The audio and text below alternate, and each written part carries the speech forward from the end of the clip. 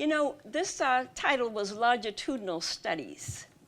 And I'm sort of apprehensive about talking about longitudinal studies and longitudinal projects, because I think you might have heard from my comments this morning that we want the participants to be engaged in these sorts of activities, and oftentimes when we call them studies, it may put them a bit off guard.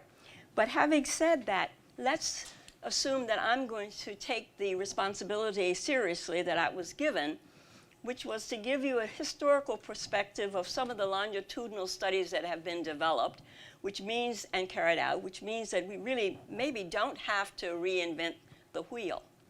But I want to ask you to think about this topic with me as we think about helping to define a healthy child.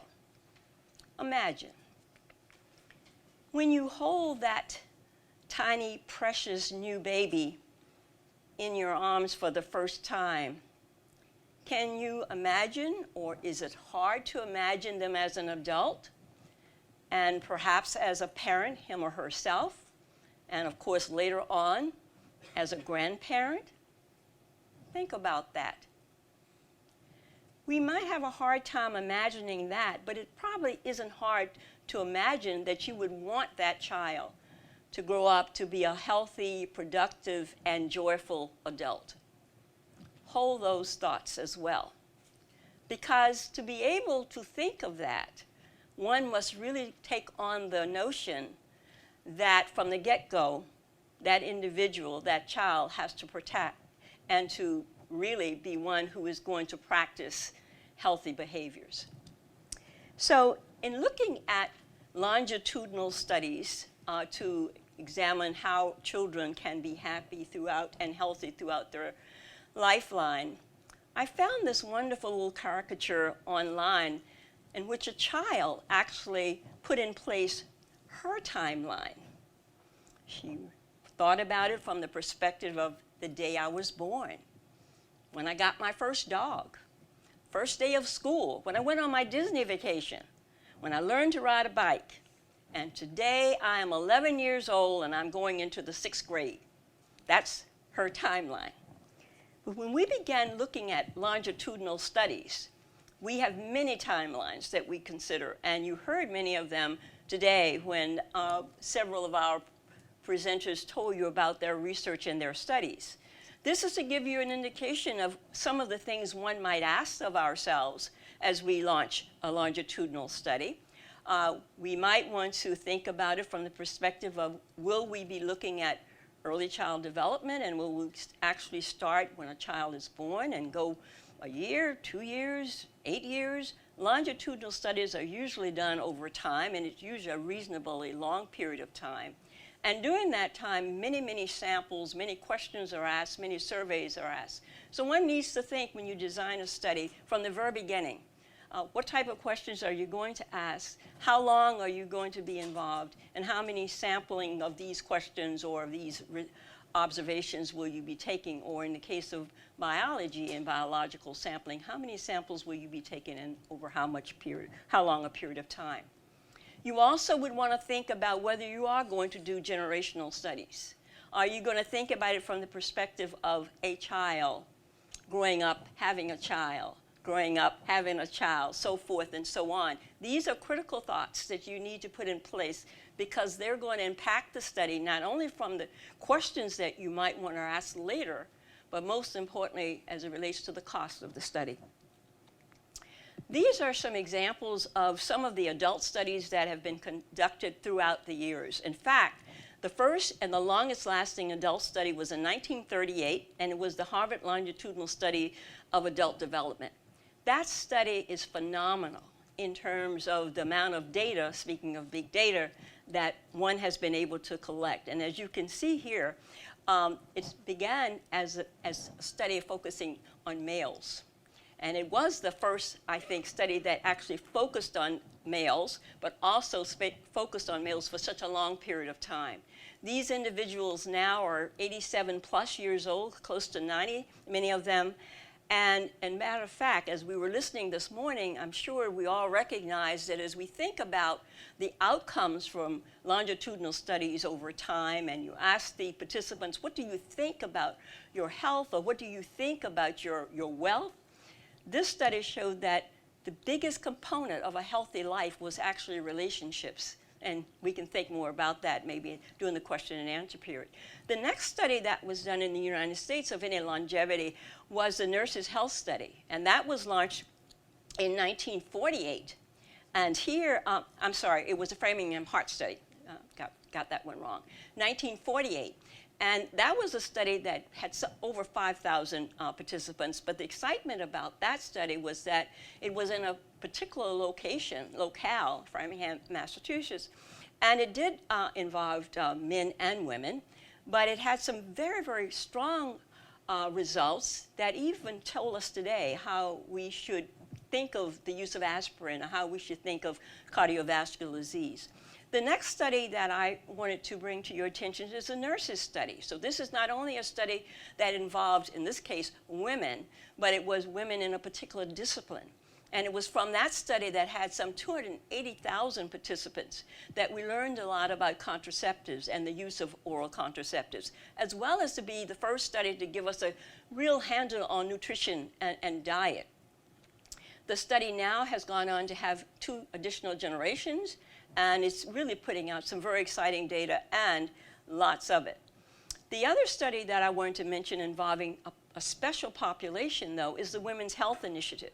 That study I'm very familiar with. It was in 1991. I was working at the NIH at the time, very familiar with the study. And that study not only looked at cardiovascular disease, oral contraceptive use, but was a study that really set the stage for looking at atherosclerosis and osteoporosis, as well as atherosclerosis, but osteoporosis in particular, and looking at issues associated with musculoskeletal damage. The last study I wanted to mention as an adult study that has some longevity is the Jackson Heart Study. And that study, special population again, but not uniquely women, but this was a population of individuals from Jackson, Mississippi, individuals who had presented with poor cardiovascular health, so it looked at stroke and hypertension, and these people in Jackson, Mississippi. I've actually had the pleasure of participating with that study as a senior leader, and the study is now in its 5th generation, and now has been in place since. Well, the thing I really want to mention, though, is that we re-upped it. So it's the six phases in place now, and so it means that this will be its 23rd, 24th year.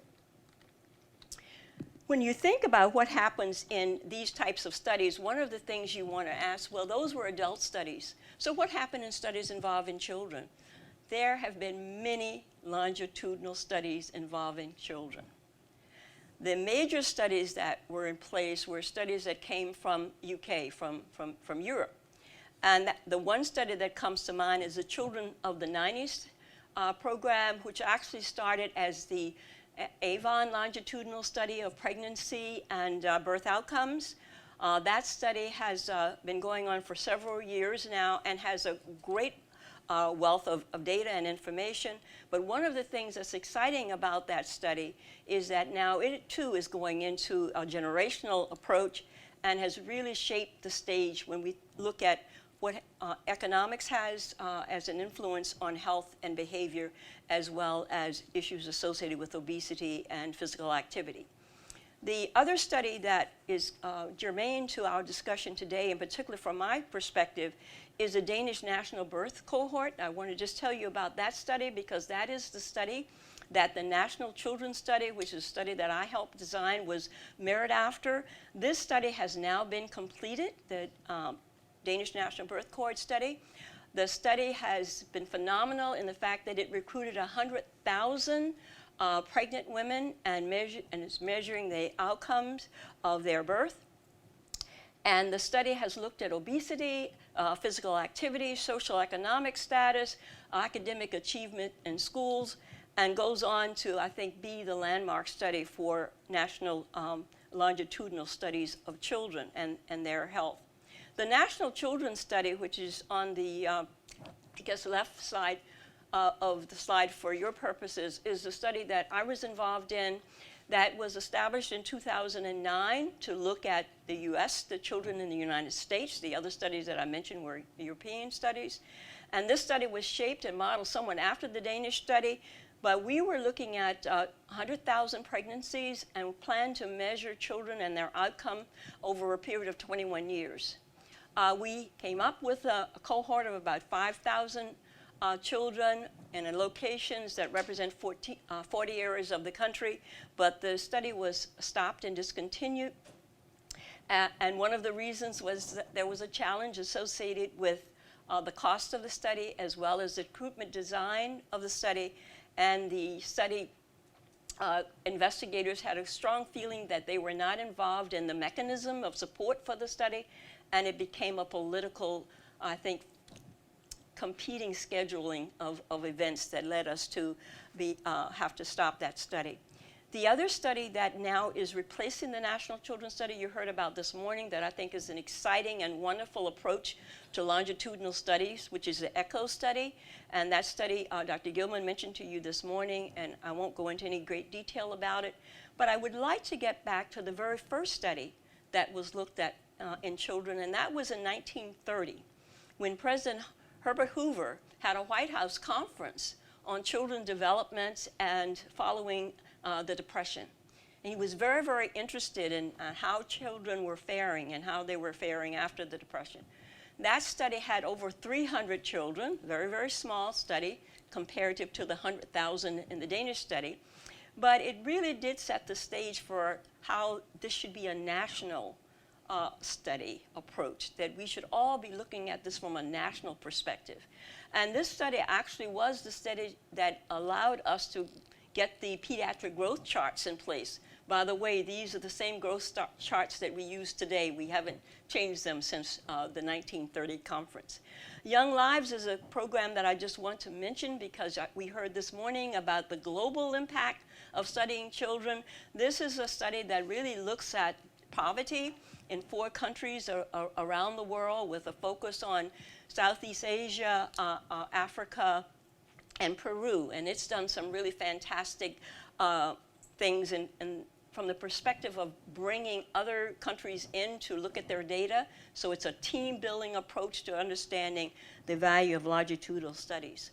When we think about child development, we heard a lot this morning about the microbiota, and Dr. Jose did a lot of, I think, interesting portrayals of how the microbiota can be involved. But one of the things I'd like to encourage this group to think about as you're designing a longitudinal study is that you could go across generations. Of course you can.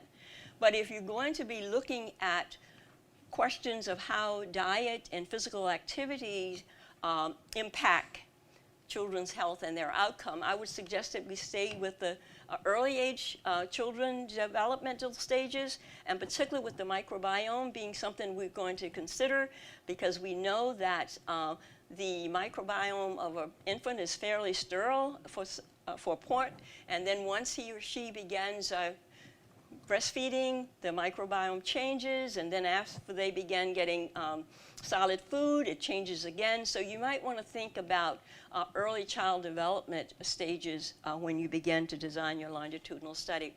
This is a slide, a graph that I love to show, but because it comes from the National Academies of Science, Engineering, and Medicine, and really talks about the protective and risk factors associated with child health. It's a wonderful study that's actually been published, and I think Dr. Gillman mentioned the study this morning from the standpoint of what are the risk factors, what are the protective factors. Let's really take a hard look at well children as opposed to looking at the risks or the challenges associated with adverse events. Let's look at what makes them healthy and what makes them resilient. We heard a lot about diet already today, but we get back to what I asked you to think about earlier, and that is, you know, there are these fetal antecedents of adult disease. What happens in utero may impact our child later in life. We want our children not only to be happy in real time, but we want them to be healthy adults. Our children are what they eat, so we need to be thinking about that. And we are what we eat, which gets me to this. They used to say in church when I was a youngster that it was a happy family, you know, prayed together. I say a happy family plays together and lose weight together. So we really do need to be thinking about activities, physical activities that engage the whole family, eat with the whole family in mind, and particularly as we think about creating that healthy child who's going to become a healthy adult. When we do these longitudinal studies, we've talked about all the many challenges, but the challenges certainly really relate to how do we develop a diverse community of children to participate in a study. We must never leave the diversity issue off the table, whether it's racial ethnic differences or whether it's urban-rural differences, whether it's gender differences. We really need to consider those as we design our longitudinal study.